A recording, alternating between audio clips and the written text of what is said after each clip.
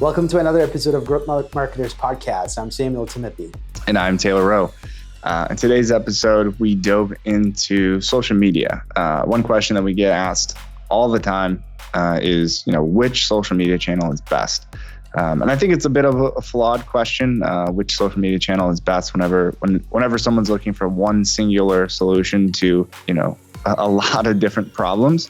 I always think that it's a little bit of a flawed question, but we dove into kind of some of those variables that you need to consider when choosing a social media platform, how you want to measure success. Obviously we're talking about B2B here, so B2B versus B2C. I think there's a lot of great insights in this episode. And again, it's something that people ask all the time. So really enjoyed the opportunity to clear the air on some of these topics. Enjoy the episode.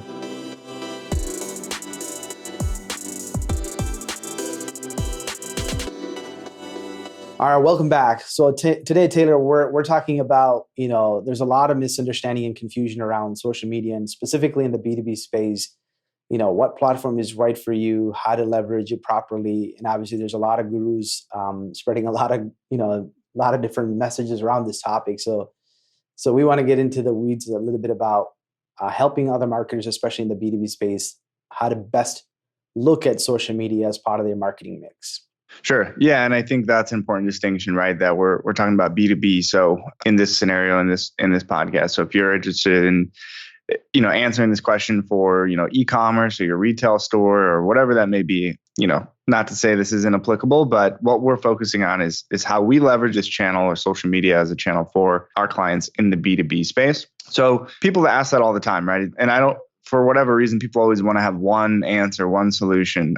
What is the best? So it's the one singular platform. If you're going to invest into one platform on social, what's going to be the best for B2B? And so we wanted to kind of demystify that a little bit and explain, our beliefs and how we think social media should be used and should be leveraged. So I guess let's first look at what social media channels are available to us today, right? I mean, when it comes to social, it seems like there's a new platform popping up all the time. You have Facebook and Instagram and LinkedIn, Twitter, and you have newer platforms like Snapchat and TikTok and all these different channels, right?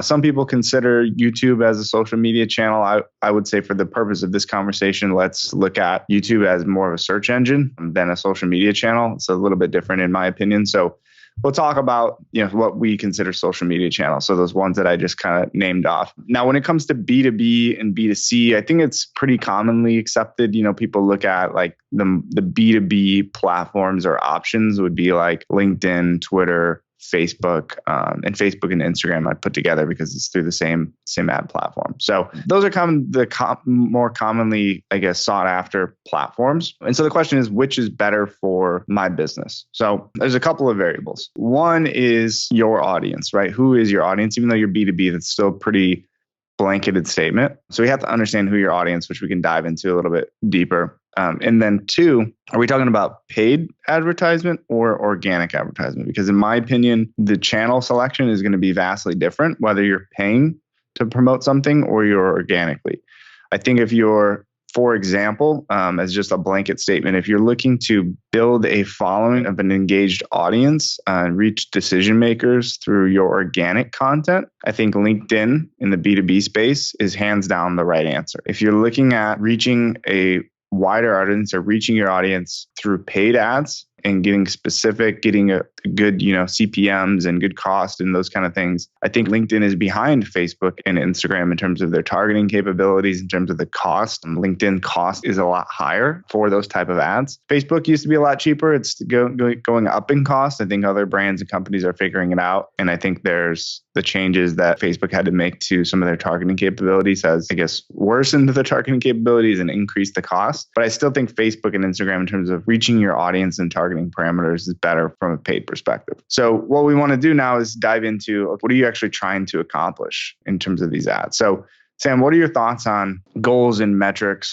from a social media perspective, right? And someone says, hey, what channel is best for marketing my business? And they're looking at, search versus social, and then, getting into, should I do paid and organic? One of the first things we do is kind of understand, what are we trying to accomplish, right? So what do you think the goals should be when it comes to social media type campaigns? Well, most, traditional marketers would immediately say, hey, I need to be able to generate leads because I have revenue targets that I need to hit because I need more leads. That's what most marketers would probably quickly run to. But I think, we need to understand kind of how the purpose behind why people even go to these platforms. And it's usually a more of, hey, they want to consume information, they want to educate themselves, they want to entertain sometimes, and they also want to kind of network with people. So most of the time they're not actively looking to make a purchase decision, but they're trying to enhance their knowledge, expertise, or even their networks. So with that being the reason why most people are on there, you need to leverage the platform for purposes that match that. So I would think mostly engagement and awareness is where I would spend my energy and resources measuring the effectiveness of a social platform than Yep. saying, hey, did it generate any leads? Because people would give up quickly if that's the end goal that most people are focused on. Right. Yeah, 100% agree. So we talk a lot about, if you're breaking down the funnel, so to speak, and maybe funnel's the outdated, term for that, but just in terms of getting people to your website, right? We always look at it in terms of create and capture, right? So creating awareness and demand, capturing existing demand. So typically you put the performance-based campaigns, performance-based metrics underneath that capture, right? So you look at, let's say, SEO or Google search ads, right? Google ads. People are actively, you look at the intent of that user, you go to a search engine. And that's why I also put YouTube in that search engine category, because when you're actively searching for something, you're typing in a keyword, you're looking for a solution to a problem, you're looking for an answer to the question you're looking for. If you go to YouTube, we're talking about in a business sense, you may be looking for somebody to explain something to you in a more visual sense because you want to watch a video or listen to a podcast rather than, read a blog post. So there's more active intent there. So those metrics are different, right? Google search ads, you should be measuring on cost per click, cost per lead, cost per conversion, look at your return on investment, all those kind of things. Now you look at the other bucket that we talked about of getting people to your website or generating visibility, creating an awareness and demand. It's in the name or in the description of what we're talking about, awareness, right? Awareness and engagement-based metrics. So I think the first mistake a lot of companies make and a lot of marketers make is we try to measure an awareness channel the same as that we try to measure a performance channel, right?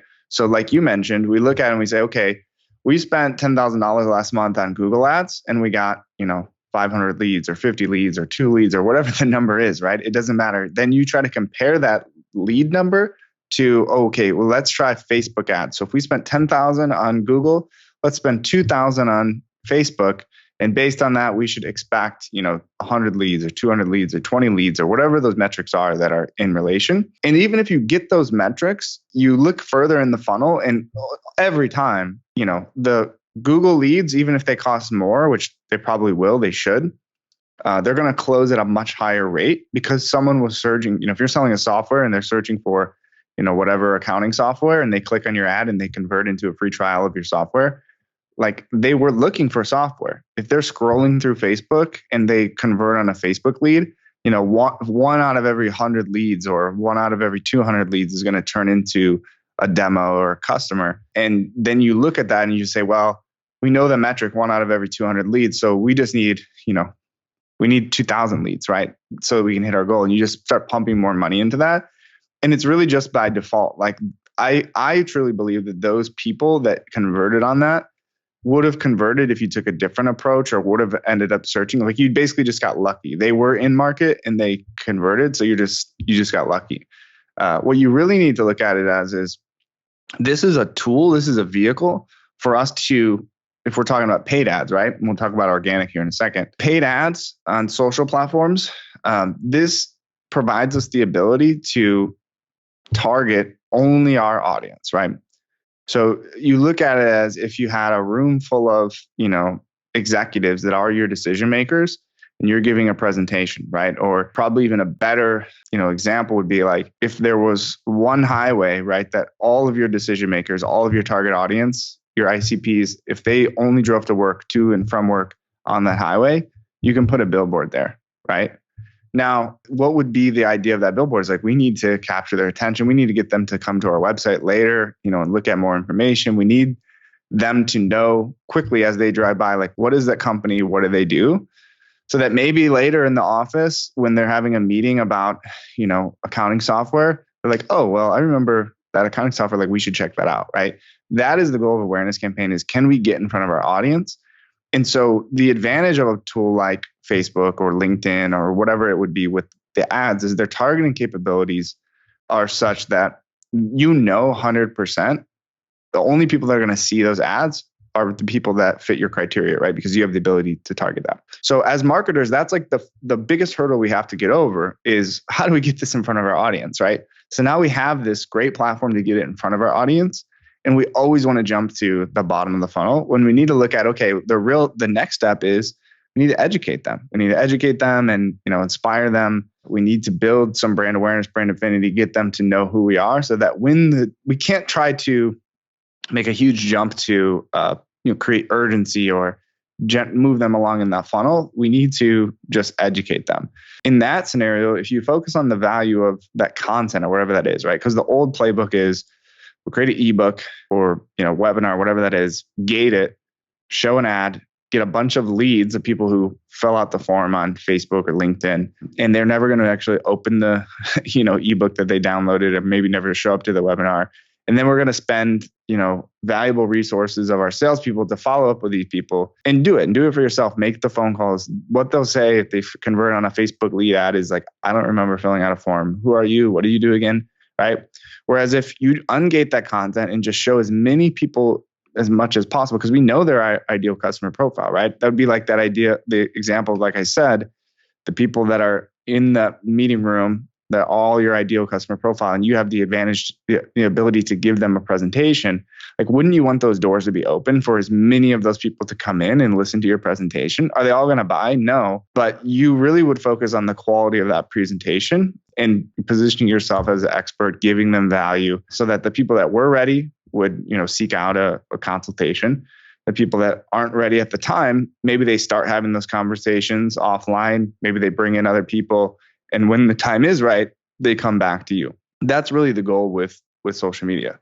So I say all that to say, if we're looking at which channel is best, I would break it down into paid and organic.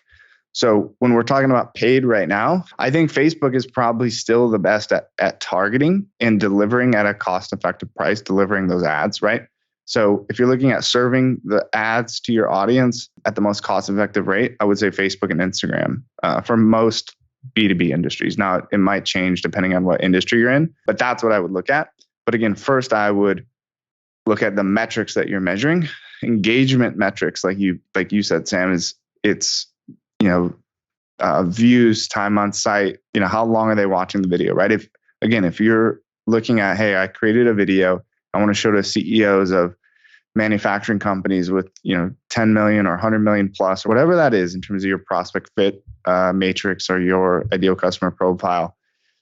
If you've set that targeting right, even if the number was 10, right? If you had 10 people watch a 30-minute video all the way through, and all 10 of those people were CEOs of your audience, like the exact person you're trying to show it to, like, to me, that's a success, right? And then you're testing metrics around the messaging, the actual content that you have, the imagery or the creatives on the actual ad, all those kind of things, and not focusing on how many leads can we generate at the most cost-effective price. So that's what I would say on the paid side.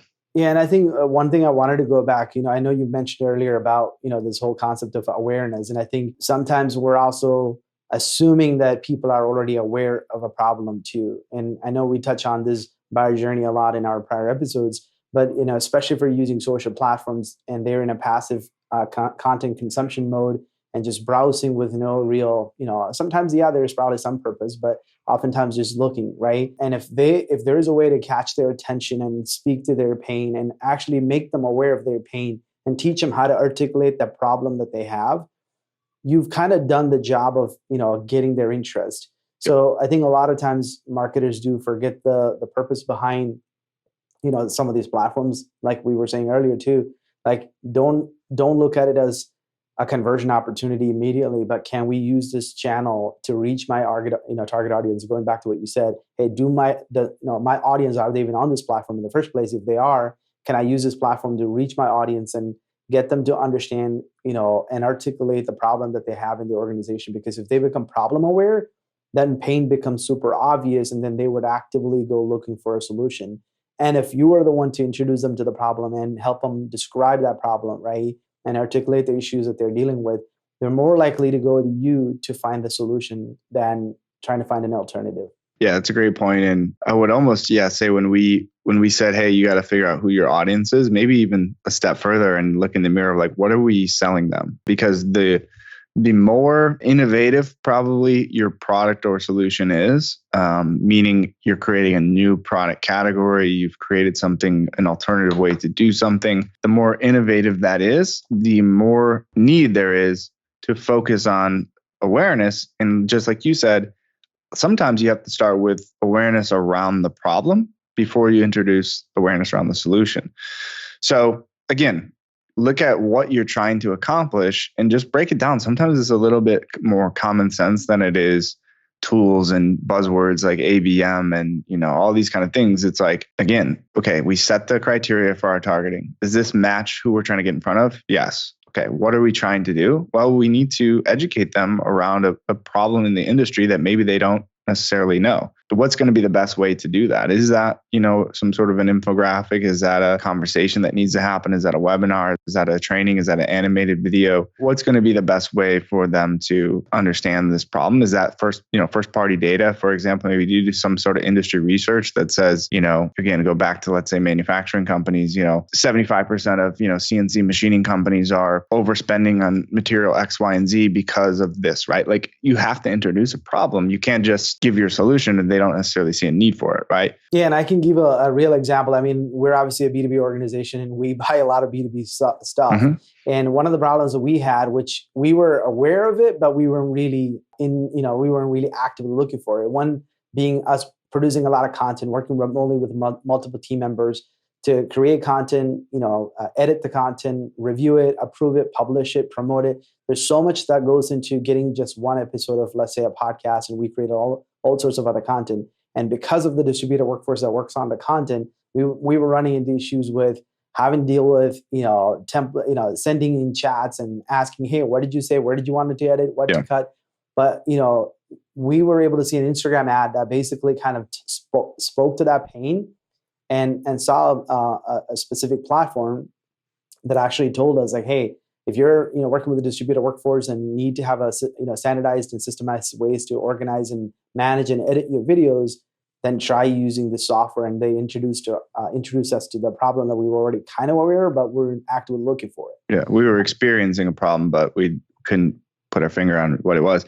Yeah, it's a perfect example. And I think there's things that are happening, external forces like, obviously COVID then caused a lot of people to go remote. And then it's kind of shifted and blended the way that we have this remote, hybrid workforce. And so there's new problems that are arising, maybe problems that always existed, but the pain wasn't big enough because in that scenario, you could walk down the hall and talk to somebody at the desk, right? Like the pain wasn't big enough. It's becoming bigger, but there's a big enough problem, but not enough awareness and to have existing demand.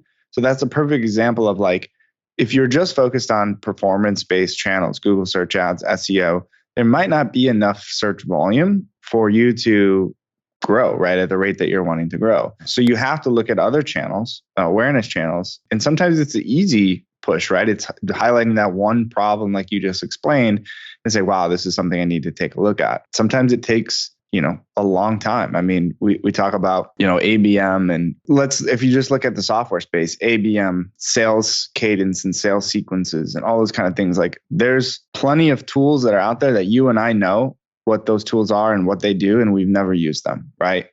Because it's awareness based campaigns. But I guarantee you, if we said, okay, hey, we need to go purchase, if we've decided as a company, if a company said we need to go purchase an ABM technology, you're going to go and reach out to a company like Terminus, right? How does that show up in anybody's attribution report, right? Because we just have talked about it, about it, you've seen them, what they do. They've done a good enough job of getting in front of the right people and educating them. And then when the time is right, people come back to them. So it takes a little bit longer, but when done effectively, you accomplish what you're looking for as marketing, which is developing and delivering bottom of the funnel leads to your salespeople, right? The more you push that funnel up to the top and generate top of the funnel leads, the more frustration you're going to build between the sales department and marketing, because you're following up with Facebook conversions that no one's they don't even remember filling it out, those kind of things. So just focus on what you're trying to do at which stage of that buyer's journey, which again sounds very simple, but for whatever reason is lost when it comes to the execution, and people get nervous about the lack of leads in the pipeline or the cost of the leads in the short term and sacrifice that long term. And when you mentioned terminus, I mean, obviously demand-based and terminus, and those companies actually define the word ABM or account-based marketing. And even though people have always done account-based selling, right? They've already done it, but in the marketing arena, they kind of coined the term, educated the market, created themselves a category, made their brand to be the go-to platform of choice if you're in the market space. And they've done that mostly through education and awareness more than just focusing heavily on capturing the demand. And when to go back to my original example, we didn't even know how to describe the software that would do that. We didn't have a term for it to even go look for it, right? So they had to educate us. Hey, define a category. This is a problem. Here's how you solve it. And then we're like, well, this is exactly what we need. We're not going back to Google at that point sometimes, right? We're just Googling, find the trial of the software essentially. Yeah. And those are extreme examples, and not to make the whole, the podcast about a terminus, but, obviously we look at it as, account-based marketing is a philosophy and a methodology, is not a software. Just as, inbound marketing is a philosophy and a methodology, is not HubSpot, right? HubSpot technology is not inbound. Inbound is a way that you're going about your business, your marketing, everything, right? So, but what they've done is exactly like you said, is made that term synonymous with their technology, and that's what they're trying to accomplish, right? And so, really, in that scenario, again, this is an extreme example, but it's if you're practicing ABM and you're talking about ABM and you're adapting ABM, it's a win for a company like Terminus, even if you don't use their software, right? Mm-hmm. Because you're growing the awareness and the mind share, I guess essentially. You're educating the entire marketing community and making that the standard, which it should be, right? All marketing should be account-based marketing, because you're always marketing to your personas, your accounts, right? And all they're allowing you to do is now everyone's doing marketing the right way. Some of them are going to buy our software. That's literally what the model is, and it's been effective. So again, maybe we're digressing a little bit here, but when we go back to social and you look at paid, I think you have to change your metrics that you're measuring and making sure that you're measuring them appropriately for the channel and the people that are in the channel. Social media is a passive channel compared to an active intent search channel like Google. So I just look at that first. So the other thing I want to look at is organic. So I would actually probably have the opposite answer when you talk about organic social. If people say which social media is the channel the best for B2B, paid as of right now for most businesses, I would say, again, Facebook, Instagram has the best reach. Social or organic social, meaning you're posting organically, you're communicating, you're messaging, you're commenting. LinkedIn is by far the best channel, in my opinion, because it's literally a business channel. People are there. They're with their job titles, the companies they work for. So back to that idea of account-based marketing, right? If you're trying to target key accounts, you're trying to spark conversations, what better way than, posting topics, sharing articles, commenting on people's, you can literally start a conversation with your ideal customer. If they posted an article about something they're doing, you can comment right underneath that and they will see it, right? So again, change your metrics of what you're measuring. Are you generating leads? Where I'm not advocating for just cold messaging people and, connecting with 1 million people and just trying to in-mail them, all those kind of things. That's not what I'm talking about. I'm talking about creating original content, creating conversations, and building a following within your audience, basically positioning yourself as a thought leader in that space. Again, if you look at what you're trying to do from a marketing perspective, do your customers know who you are, right? That's really what you're trying to accomplish. Do your customers know who you are and what you do? And if you want to do that organically on social, I think there's not a better channel than LinkedIn, in my opinion. Yeah, and I think, like you said, a lot of times if the metrics are if you don't agree on what the metrics of success is early on, you get discouraged very early, very quickly as well. Because if you're focused on getting sales and conversions and not seeing that to be the outcome of all your time and energy invested, that you're going to give up quickly and say social media is useless and nobody should spend their time on it. Very quickly. And it's not just you, your entire organization has to be bought into an idea like that, even more so than paid. Paid, you can pay for scale and for volume. So you can, even if, let's say you're a director of marketing and your boss isn't quite bought in, I think you can pay for the traffic, pay for the awareness to say like, hey, look, we made this video. It had 5,000 views. Like, that was a success, right? It's much harder to justify, hey, I spent 3 hours a day posting and creating content on LinkedIn and connecting with people and commenting on their posts. And I've been doing that for a month and nothing has happened, right? Nothing nothing worth reporting has happened. But it takes time. I mean, anything on social media, anybody that has a big following, if you just look at, the Gary V's of the world, those kind of things, like, started with one tweet, right? They didn't have a million visitors or a million followers rather at the beginning. It took a long time. And again, it goes back to, you have to be providing something of value. You cannot just go through the motions when it comes to social media, just as you can't go through the motions when it comes to blogging and SEO. It's like, you can't say, okay, all you have to do is create content around this topic. Okay, great. But there's so many people creating content on that topic. Your content has to be better than theirs or of value, or, you have to kind of find your niche of what you're talking about and do something different or better than what everyone else is doing. So the metrics for that, I mean, each platform provides their own kind of metrics, and LinkedIn provides some metrics around that. But I would look at social media for organic. And I actually would probably take that a step further. I think it's more effective to post on personal pages on LinkedIn and social media than it would be to come from a business page. I mean, you see that examples all the time of, like, if you look at, like I mentioned, Gary Vee, like, you have a guy like Gary Vee has millions of followers. You go to his, VaynerMedia, and it's like, a couple 100,000 or whatever. I mean, it's nothing to, laugh at, but it's not the same. I mean, you look at Tim Cook and Apple and, when Steve Jobs was alive and all this kind of things, like, those guys have way more followers. I mean, look at Elon Musk, right? I guarantee we could pull it up, right now and look at Elon Musk followers versus Tesla's followers, right? I mean, it's probably 10 times the amount. So there's a lot. People want to follow people, and it's more personal on social media. Social media is, again, personal and kind of engagement platform.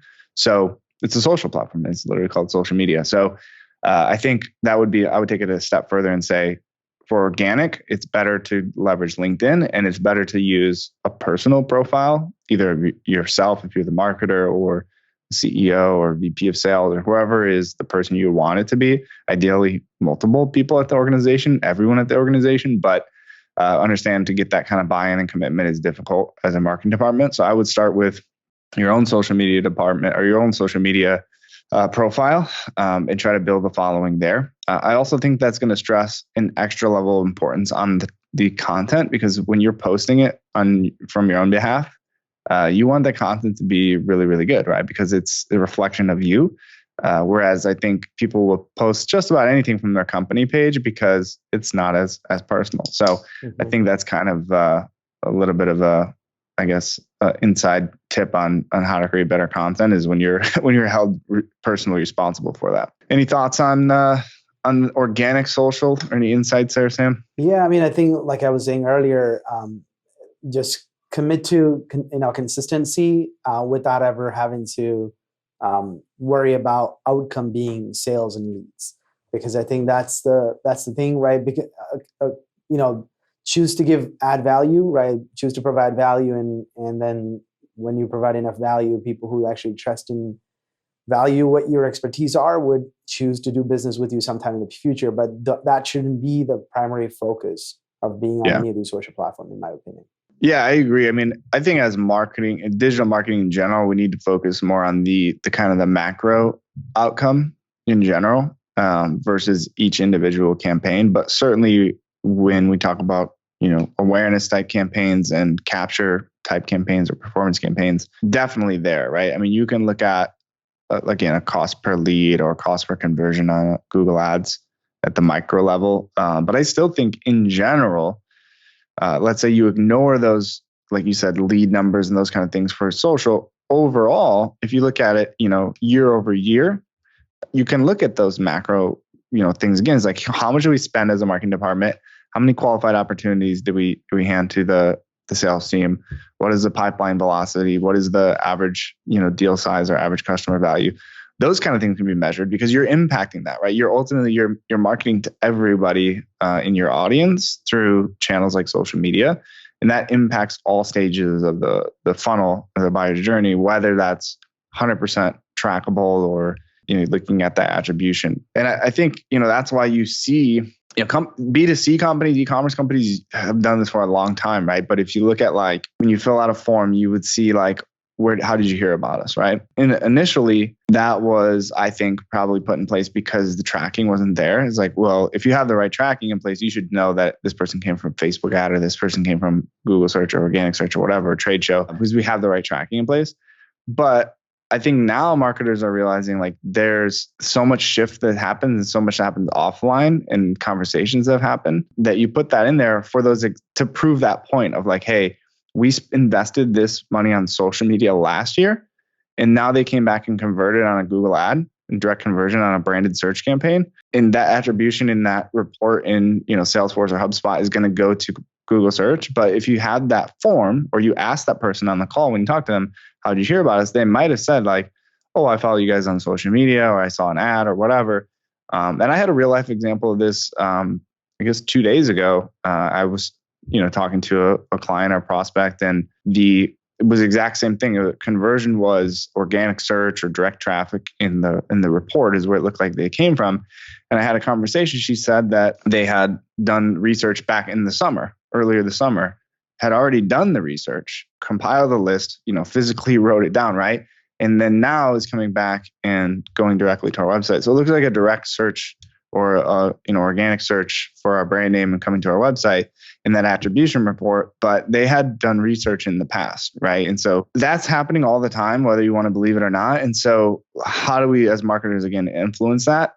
We need to spread the word, a lot further on in the funnel, earlier on in the process, but not expect them to convert until they're ready, and stop focusing so much on those short-term attribution reports and conversion metrics. So I would say to summarize this, if you just wanted to skip to the end of the 40 minutes, if you're a B2B company, which social media channel is the best for you? I think it's unique for each individual company, but as a blanket statement, I would say paid, your best channel is going to be Facebook and Instagram because of the targeting capabilities. Organic, I think your best course of action is through individual employee pages, focusing on organic social on LinkedIn, building a following, building a community, starting conversations there. So that's, again, as a blanket statement. I think there's other unique ways, and maybe we have some other podcasts around it. I've seen other companies building basically groups in Facebook and groups in LinkedIn, which is certainly interesting, and starting conversations and communities there.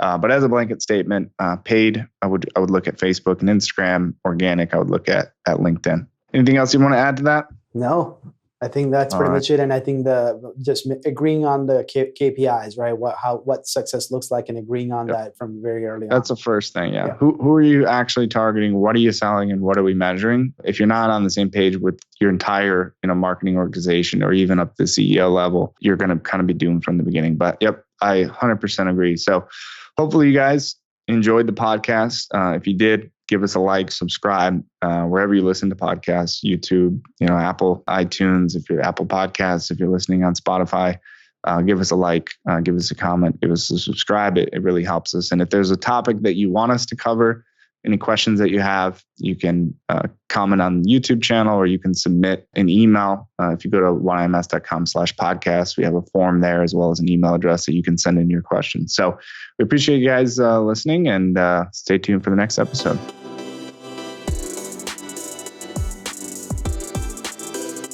Growth Marketers is brought to you by OneIMS, helping you reach new heights through integrated marketing. One world, one web, one IMS.